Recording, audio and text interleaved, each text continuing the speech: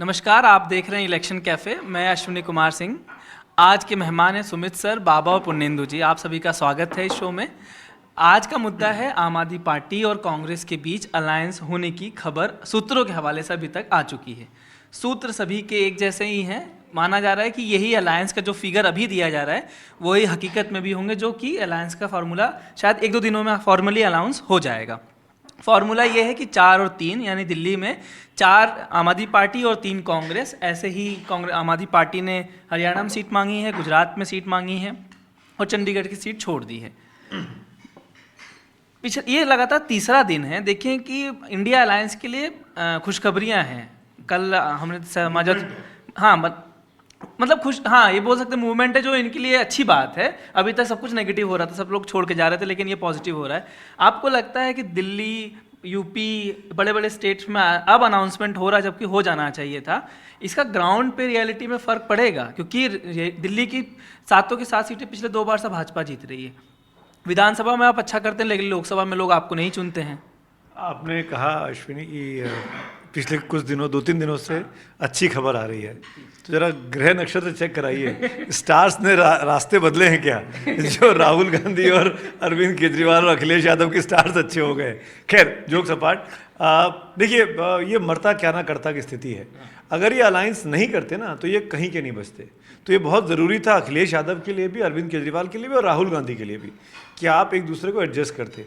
क्योंकि जो माहौल बना है, जैसे हम लोग लगातार चर्चा कर रहे हैं, आप दिन भर आप भी फील्ड में घूमते हैं, हम सब भी लोगों से मिलते हैं, वो कहीं भी सकारात्मक इंडिया अलायंस के लिए नहीं दिखता है। ये बहुत बड़ा कैच है। तो अगर लड़ते हुए दिखना है तो वो आपके पास कम से कम कुछ तो ताकत हो, वरना एक आदमी को मिल रहा है 6 लाख वोट, एक आदमी को मिल रहा है 1.5 लाख वोट। मतलब इतना अंतर कैसे हो सकता है? तो 1.5 से 1.5 कम से कम 3 हो जाए, 4 हो जाए, ताकि सामने वाला कुछ परेशान तो हो। तो आम आदमी पार्टी और कांग्रेस के लिए ये बहुत ज़रूरी था कि वो दिल्ली में अलायंस करते। दिल्ली में पिछली बार जब बीजेपी 7 सीटें जीती है तो बहुत बड़े बड़े मार्जिन से जीती है। और ऐसी चर्चा है, आपने क्योंकि दिल्ली की बात कर दी है, तो आज हम लोग थे, किसी से मिलने गए थे, तो वहाँ पता लगा कि दिल्ली में बीजेपी अपने 7 में से 6 सिटिंग एमपीज़ को चेंज कर सकती है। अच्छा। हाँ, और मतलब पूरा ओवरहॉलिंग बीजेपी भी करना चाह रही है, क्योंकि उसको लग रहा है कि एंटी इनकम्बेंसी है उसके सिटिंग एमपीज़ के खिलाफ। तो ये बहुत बड़ी बात है। अगर वो चेंज करने वाली है और ये लोग एक हो जाते हैं तो इसका मतलब मुकाबला दिलचस्प हो सकता है। तो अब जो सिटिंग एमपी जैसे सब विदुड़ी साहब हो गए, मनोज तिवारी हो गए, गौतम गंभीर हो गए, हंसराज हंस हो गए, मीनाक्षी लेखी हो गई, परवेश वर्मा हो गए। मीनाक्षी लेखी की एक सीट कंफर्म दिखती है, परवेश की सीट शायद चेंज होगी, जो चर्चा का विषय है। मैं भी चर्चा के विषय से बता रहा हूँ, कोई ऑफिशियल ऑथेंटिक जानकारी नहीं है। आम आदमी पार्टी के बारे में मैं ये कहना चाहता हूँ कि उसने बढ़िया बार्गेन किया है। कांग्रेस के साथ डील करने में। अगर जो खबरें अपने पास सूत्र के हवाले से हम लोग चला रहे हैं सुबह से आज, जिसकी आप जानकारी दे रहे थे कि उसने गुजरात में भी 2 सीटें ले ली, उसने गोवा में भी 1 सीट ले ली, उसने हरियाणा में भी 1 सीट ले ली, तो अगर वाकई में ये आम आदमी पार्टी कर गई और कांग्रेस के जो स्ट्रांग होल्ड हैं उस इलाकों में अगर अपनी पैठ बनाने के लिए वो चुनाव लड़ जाती है और वहाँ 1.5 लाख 2 लाख वोट पा जाती है, तो कम से कम नेशनल पार्टी का जो उसका स्टेटस है वो बरकरार रखने में कामयाब रहेगी। और ये एक सीख है कांग्रेस के लिए। कांग्रेस अपनी ज़मीन छोड़ते जा रही है और आम आदमी पार्टी वहाँ पर आगे बढ़ती जा रही है। यही चीज़ हमने दिल्ली की विधानसभा में देखा कि किस तरह से कि पहले आपने कांग्रेस ने आम आदमी पार्टी की सरकार बनवाई और उसके बाद वो पूरी पार्टी और MLA थे, उसके बाद वो आम आदमी पार्टी सरकार खा गई कांग्रेस की, और उसके बाद पार्टी खा गई। अभी जो दिल्ली पार्टी खा गई। अभी जो दिल्ली में स्थिति है कि यदि आप लोकसभा चुनाव के आंकड़े देखें तो आम आदमी पार्टी से कांग्रेस को ज़्यादा वोट मिला था। समझ गए? तो कांग्रेस ज़्यादा क्लेम कर रही थी, लेकिन हम सबको मालूम था कि ये जो आंकड़ा है ये 4-3 ही रहेगा। सीटों के ऊपर लेकर के बात हो रही थी कि चांदनी चौक कौन लड़ेगा, पूर्वी दिल्ली कौन लड़ेगा। अब यहाँ देखना है कि आदमी कौन लड़ता है। समझ गए? जो बात सुमित ने कहा कि बीजेपी अपने सारे घर के बदलने वाले हैं, सारे नए चने आएंगे। हमारे सांसद गौतम गंभीर जी हैं, एक दिन भी नहीं दिखे। एक आध बार दिखे गाजीपुर लैंडफिल में, वहाँ जाके एक आध बार दिखे हैं बस, वो भी हमारे एरिया में कहीं घूमते घामते नमस्ते उमस्ते कभी नहीं दिखा, वो दिखे। आपका भी वही इलाका, आप भी वहीं, आप हमारे साथ ही जाते हैं ईस्ट दिल्ली के। तो ये एक से चर्चा है, सॉरी मैंने वही सुना कि आम आदमी पार्टी उस सीट को चाहती है और मनीष सिसोदिया को लड़ाना चाहती है। हाँ। मनीष जेल से चुनाव लड़ने की फिराक में। हाँ, तो मनीष हमारे विधायक हैं, अब जो जहाँ से हम आते हैं, मयूर विहार फेज 1 परपटगंज से। तो ये अब हो सकता है, लेकिन देखते हैं कि कौन ऐसा कांग्रेस भी छोड़ना नहीं चाहेगी क्योंकि कांग्रेस की परंपरागत सीट शीला दीक्षित जीती हैं और उनके बेटे भी लड़े हैं चुनाव। हाँ, तो वो भी लड़े हैं, तो क्या वो चुनाव लड़ेंगे नहीं लड़ेंगे ये देखने वाली बात है। इसमें एक चीज बस आपसे ये जोड़ना चाह रहा हूँ, समाजवादी पार्टी से जो गठबंधन चल रहा था उसमें कांग्रेस बार्गेनिंग बहुत कर रही थी, इसलिए इतना दिन अटका। यहाँ आम आदमी पार्टी इतना हावी कैसे हो गई कांग्रेस पार्टी में? दिल्ली के यदि आंकड़े देखें, जो अब सुमित ने कहा कि आंकड़े बहुत ज्यादा थे, आप दोनों आंकड़े जानते हैं, आप और पुर्नेंदु का 55% से ज्यादा वोट है बीजेपी को दिल्ली में। अब दिल्ली की जनता लोकसभा में एक तरह से पोलिंग करती है और विधानसभा में उल्टा करती है। विधानसभा में बीजेपी को कांग्रेस को सटने नहीं देती है, लोकसभा में इन दोनों को सटने नहीं देती है। तो ये जो मिथक का है, ये जो आंकड़ा, इसको तोड़ने के लिए इन दोनों को एक आना ही था और इसको लेकर कोई ईगो नहीं था कांग्रेस में। वो उत्तर प्रदेश नहीं है, समझ गए कि एक समय में आप जीते थे, एक समय में आप भी यहाँ जीतते थे, लेकिन इन्होंने क्लेम नहीं किया। इनको कुछ पॉकेट वाली सीट चाहिए थी जो इनको मिली है, जो इन्होंने ले ली है। इन्होंने हो सकता है हरियाणा की सीट छोड़ी या नहीं छोड़ी है, खबरों में आ रहा है। गोवा की सीट जो है, एक साउथ गोवा कांग्रेस की सिटिंग सीट है, वहाँ पे आम आदमी पार्टी ने अनाउंस कर दिया सारदीना साहब वहाँ जीतते हैं। अभी पार्लियामेंट में मिले थे, उन्होंने बोला मुझे मिला तो मैं फिर से जीतूंगा। वो कैथलिक बहुल सीट है वो पे। तो नॉर्थ गोवा शायद कांग्रेस ये आम आदमी पार्टी लड़े। गुजरात की भरूच की सीट दे दी है कांग्रेस ने, ये मुझे बड़ा ताज्जुब हुआ। अहमद पटेल की बेटी जो है वहाँ से मुमताज़ पटेल, वो कोशिश में लगी हैं। तो क्या कांग्रेसियों ने अहमद पटेल की लड़की को निपटा दिया एक तरह से इस राजनीतिक खेल में, क्योंकि अब वो नहीं रहे तो शायद अब राजनीतिक स्कोर सेटल करने वाले बहुत सारे कांग्रेस में होंगे, जो उनको लगा होगा ये अच्छा मौका है। ये अभी डिटेल्स आने बाकी है, लेकिन मेरा आर्गूमेंट यही है कि एक बार फिर से कांग्रेस ने अपने दम पर आम आदमी पार्टी को ग्रो करने का मौका दिया है। भले ही उनको लगता है कि चलो ये चुनाव में, अब देखिए कांग्रेस की हालत ये तक हो गई है कि ये सब जानते हुए भी, हम जानते हैं, आप जानते हैं, हर कांग्रेस का कार्यकर्ता जानता है। मैं आपको बताऊं कि कांग्रेस में केजरीवाल को लेकर के बहुत ज़्यादा मिसट्रस्ट है। कोई भी एलायज में, इंडिया गठबंधन में किसी एलायज को लेकर के, किसी और नेता को लेकर के कांग्रेस का उतना मिसट्रस्ट नहीं है जितना अरविंद केजरीवाल को लेकर के है, क्योंकि वो सारे पुराने वो प्ले करना शुरू कर देते हैं। जब उन्होंने कहा था कि सोनिया गांधी को जेल भेजो, शरद पवार को जेल भेजो, प्रणब मुखर्जी को जेल भेजो, यही सब कहा था ना, लिया था, तो वो सब लोगों के दिमाग में है, वो चलता रहता। वो सारे ट्वीट्स, वो सारे वीडियो अवेलेबल हैं सब। तो ये मिसट्रस्ट के बावजूद यदि कांग्रेस ने अरविंद केजरीवाल को एकोमोडेट किया है, तो आप सोचिए कि वो क्या, किस हालत में है, किस तरह से डूबके को तिनके का सहारा। वो चाहती है कि कुछ तो होते दिखे, जैसा आपने कहा ना, 2-3 दिनों से अच्छी खबर आ रही है, हम बात तो कर रहे हैं सोशल मीडिया पे, ये वीडियो भी तो कोई तो देखेगा, तो इसके लिए जरूरी है। मैं एक चीज़ बता दूं बस, जो आम आदमी पार्टी ने जिसको अपना कैंडिडेट बनाया है भरूच में स्पेसिफिकली, क्योंकि अहमद पटेल का जिक्र किया, वो चैतर है, चैतर वसावा। वो आम आदमी पार्टी का सबसे मजबूत नेता है गुजरात में। वो उसको जेल भी भेजा गया था, जेल से निकल के आया, ट्राइबल है, वसावा है, और उस इलाके में उसने काम भी बहुत किया है। और जो आम आदमी पार्टी के भी कितने विधायक हैं वहाँ पे, मेरे ख्याल से 3 या 4 विधायक भी हैं, 5 विधायक हैं गुजरात, और वो सब के सब चैतर वसावा के साथ के लोग हैं।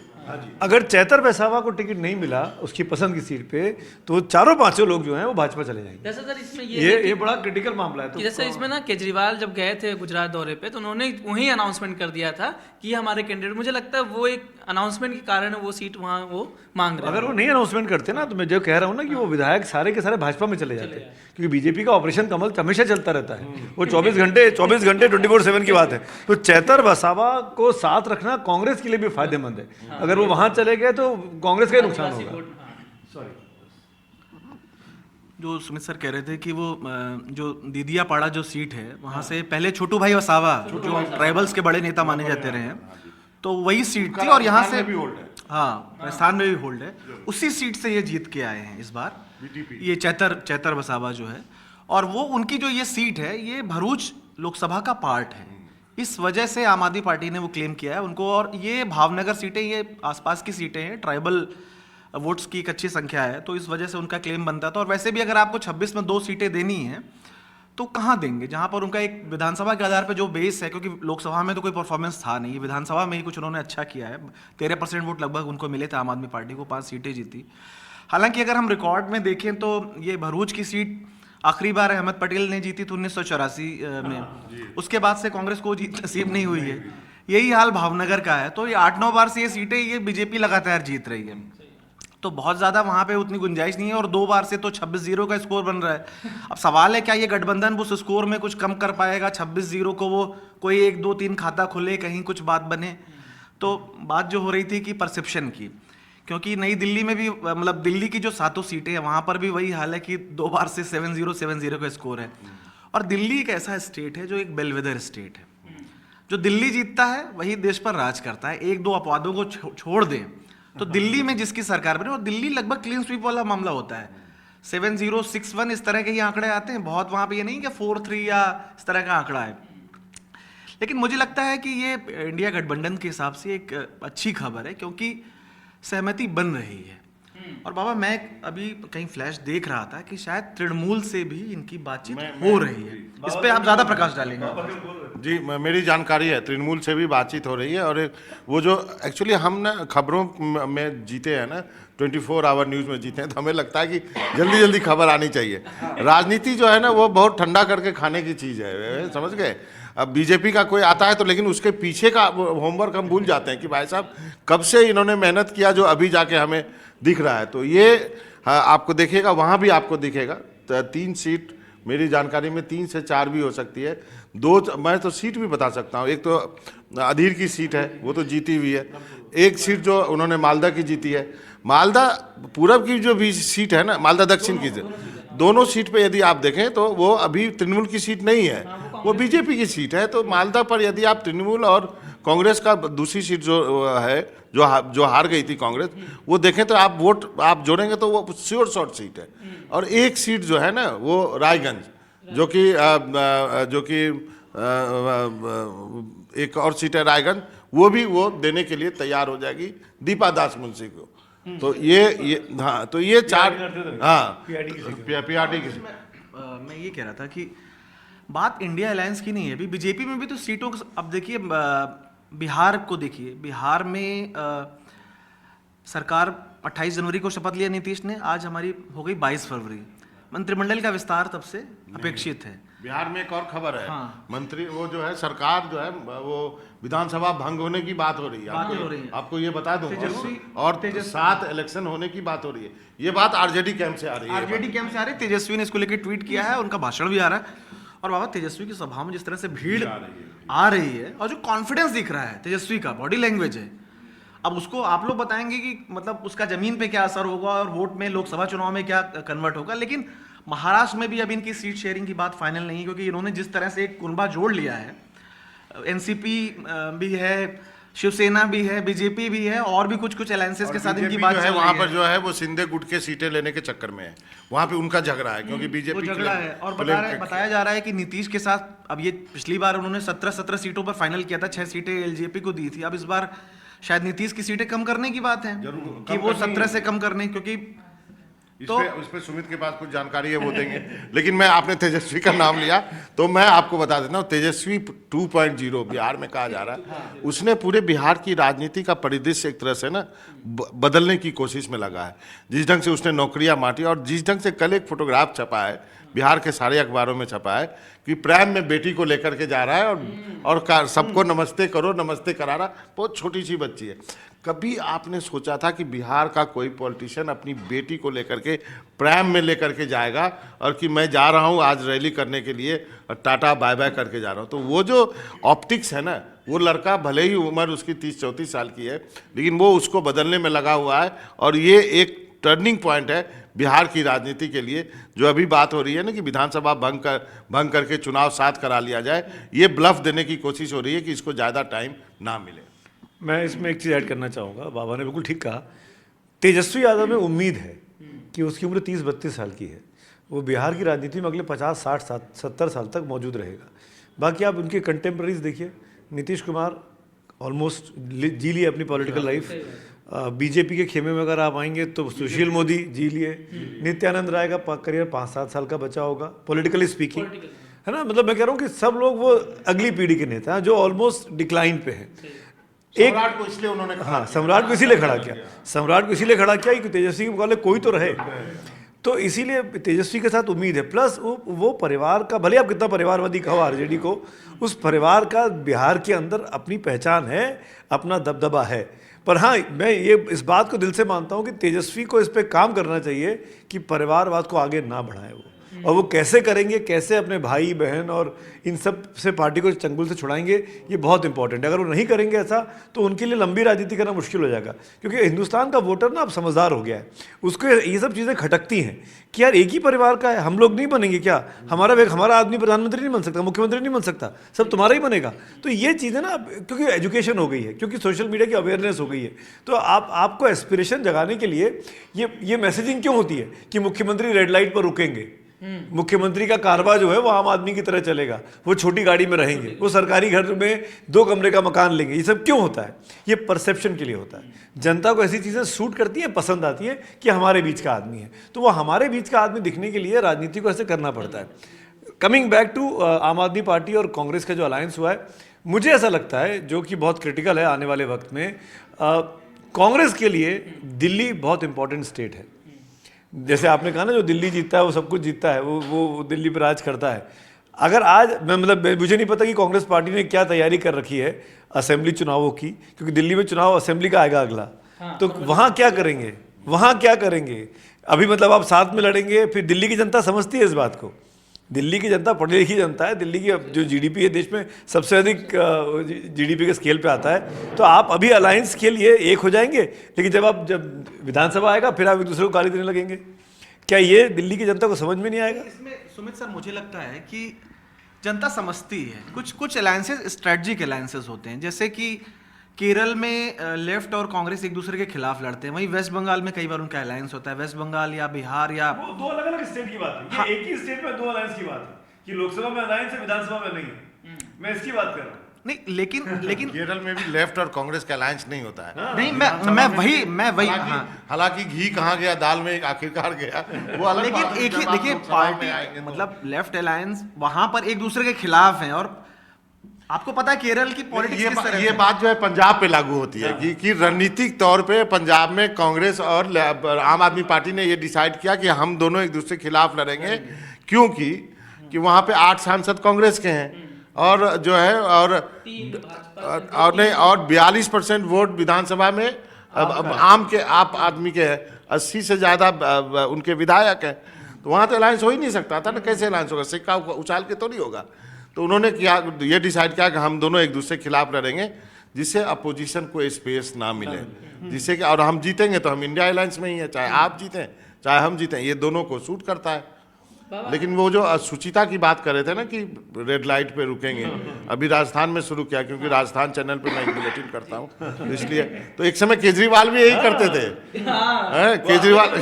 केजरीवाल वो अभी भी ढीली कपड़े पहनते हैं, एक लंबी बड़े साइज की शर्ट पहनते हैं, चप्पल में रहते हैं, वो आम आदमी की छवि बना के रखते हैं। मफलर उतार दिया है, लेकिन इस बार मफलर दिखा नहीं, लेकिन उन्हीं के घर के वीडियो भी बहुत वायरल हो रहे हैं, लाखों के। 45 लाख का बाबा, एक चीज मुझे आपसे आप दोनों ये समझा दीजिए, अगर आम आदमी पार्टी इस गठबंधन में ना रहती तो क्या नुकसान हो सकता है?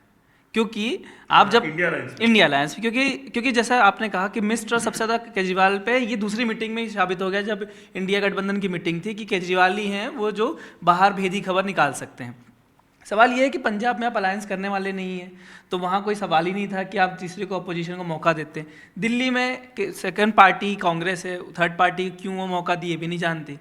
गुजरात में आपका नामो निशान नहीं है, हरियाणा में नामो निशान नहीं है, गोवा में नामो निशान नहीं है, आप चौथे नंबर की पार्टी थे, चुनाव लड़े, लेकिन आपको बाबा वहाँ जितना पैसा खर्च किया अगर उतना ही वोट मिल जाता तो आम आदमी पार्टी कई सीटें जीत जाती, उसी चक्कर में जेल में सब कहा जाए तो सवाल ये है कि कांग्रेस इतना अंडरएस्टिमेट क्यों हुई आम आदमी पार्टी से? क्या उसको आम आदमी पार्टी के साथ क्यों चाहिए? क्योंकि मैं एक इसी में सप्लीमेंट्री ये जोड़ रहा हूँ, एक पहले क्लीन पार्टी की इमेज थी, अब वो क्लीन पार्टी की इमेज नहीं। आपके नेता सब जेल में, वही भ्रष्टाचार के आरोप में है, आरोपी है, साबित नहीं हुआ, लेकिन सब भ्रष्टाचार के आरोप है।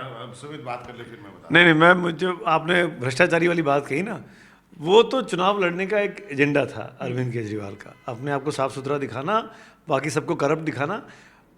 इस मुद्दे पर अगर कांग्रेस और आप एक हो रहे हैं कि हम एक साथ लड़ेंगे, तो आपने अपने आप को डाइल्यूट कर लिया कि भाई जिस कांग्रेस के 40 नेताओं की लिस्ट आप लगाते थे कि कपिल सिब्बल करप्ट है, सोनिया गांधी करप्ट है, रॉबर्ट वाड्रा करप्ट है ना, जो जंतर मंतर पर बैठ के बोलते थे, अब आप उन्हीं के साथ बैठ रहे हैं, उन्हीं के साथ आप टाई अप कर रहे हैं। तो वो एजेंडा चुनावी था, वो एजेंडा किसी पर्पस के लिए था, उस वक्त में सूट करता था तो उसको अपना लिया, इस वक्त में ये सूट करता है तो इसको अपना लिया। तो मुझे नहीं लगता कि इस भ्रष्टाचार कभी भी कोई बड़ा मुद्दा रहा अलायंस के बनने बिगड़ने का। नहीं, मेरा सवाल ये था सर कि ये जो इमेज थी पाक साफ इमेज है आम आदमी पार्टी, वो खत्म हो चुकी है, भ्रष्टाचार का आरोप कांग्रेस की है पाक साफ? नहीं, कांग्रेस भी नहीं है। किसी की है पाक साफ? भाजपा का बस मुद्दा है ना सर ये कि दोनों भ्रष्टाचार वाली पार्टियां एक साथ मिल गई है पाक साफ पार्टी हराने के लिए, जो कांग्रेस इस समय भाजपा जो पाक साफ बनी हुई है। नहीं, भाजपा कहती कि हम सबसे साफ सुथरे हैं, पर आरोप ही नहीं है सर ना, क्या कहते हैं? नहीं, क्यों नहीं है? किसके ऊपर आरोप है? लीडरशिप का आरोप व्यापम है, आप स्टेट में देखिए सर, व्यापम पे जिस पे था वो मुख्यमंत्री चला गया। अब बताइए। नहीं, अरे क्या बात प्रेशर है? लीडरशिप पे है ही नहीं। भाजपा के नेता भी जब विपक्ष में थे तो उन पे भी तमाम चीजें चल रही थी। उनके तो पार्टी अध्यक्ष को रिश्वत लेते देखा ना सबने कैमरे पे, बंगारू लक्ष्मण को। हाँ, वो देखा ना कई सालों भाई, जब आप इमरजेंसी की बात करते हैं तो बंगारू लक्ष्मण की बात भी होगी। इमरजेंसी कब आई थी? इंदिरा गांधी कब थी? इंदिरा गांधी की आत्मा भी परलोक से भी परलोक चली गई होगी। मेरा एक आर्गुमेंट है भाई, आप बड़े पाक साफ है तो अशोक चौहान को लेके वॉशिंग मशीन में क्यों साफ कर रहे हैं? शुभेंदु अधिकारी से लेकर सबको, आप पे आरोप तो यही है ना कि आप सबको ले रहे हैं। आप जिसको कांग्रेस मुक्त भारत कर रहे थे तो कांग्रेस युक्त भाजपा बना रहे हैं। आज तो वही बात हो रही है ना कि भाजपा का असली कार्यकर्ता जो इतने सालों से एक सीट के लिए जोर लगा रहा था। मध्य प्रदेश के चुनाव में नरेंद्र सिंह तोमर के बेटे का वीडियो नहीं आया था? 70 लाख रुपए नहीं मांग रहा था वीडियो पे, दो 3 वीडियो आए। मैं कहूँ कि प्रधानमंत्री के बेदाग नहीं है, वो बेदाग हो सकते हैं करप्शन के मामले में, लेकिन बाकी लोग लेकिन मैं कह रहा हूँ वोट जो पड़ता है वो केजरीवाल और मोदी देके ही वोट पड़ता है। देखिए मैं जाता हूँ वोट डालने के लिए, मुझे पता है विधानसभा में और मैं म्यूनिसिपैलिटी में भी वोट डाला है। यदि वो जो झुग्गी वाला जो आता है ना भर भर के आम आदमी को वोट डालने के लिए, आम आदमी पार्टी और कांग्रेस चाह रही है कि इसका थोड़ा हिस्सा भी हमको लोकसभा में मिला ना तो हम गेम चेंज कर सकते हैं। समझ गए आप? वो सारी जो है मेंटलिटी वही है कि जो फ्री बस, बिजली के ये सब जो मिला है ना, फ्री पानी, उसी के लिए तो जीतती है, नहीं तो कहाँ बीजेपी जीत पा रही है। लोग तो वही चीज ये होप कर रहे हैं कि, और कांग्रेस भी इस चीज को समझती है और कहती है कि अपने को डूबने से बचाने के लिए यदि इसका भी साथ देना पड़े तो क्या दिक्कत है। तो अब हम यहाँ पे समअप करना चाहिए। हमें लगता है कि जो जर्नी उत्तर प्रदेश से शुरू हुई, जब अखिलेश भी जुड़ेंगे राहुल गांधी की यात्रा में, और एक खबर देता जाता हूं कल और इस पर चर्चा करेंगे। दर्शक ये पूरा वीडियो आखिरी तक देखा करें क्योंकि बाबा कुछ नया चीज बता कि राहुल गांधी लड़ेंगे रायबरेली से। अच्छा। और प्रियंका लड़ेगी अमेठी से। ये आपने बड़ी खबर बता दी है, ये बहुत बड़ी खबर आपने बताई है। तो आज बात की हमने कि आम आदमी पार्टी और कांग्रेस का जो अलायंस है, जो भी सूत्रों के हवाले से कुछ दिनों में वो जमीन पे दिखेगा। उम्मीद करते हैं कि वो जमीन पे दिखे और कुछ गेम चेंजर भी साबित हो। कल मिलते हैं किसी और विषय के साथ, तब तक के लिए बहुत बहुत धन्यवाद।